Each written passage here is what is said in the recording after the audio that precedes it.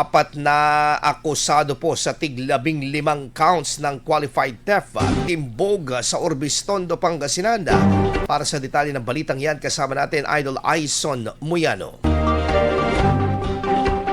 104.7 IFM Report.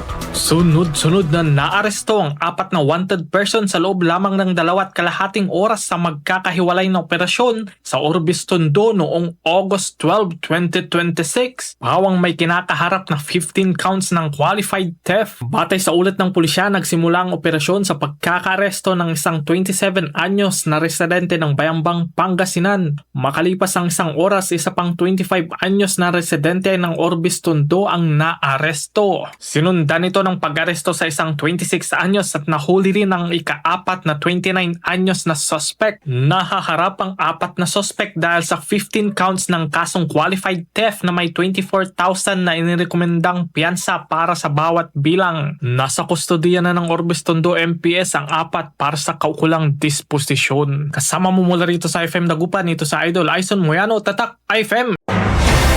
IFM News. IFM News. IFM.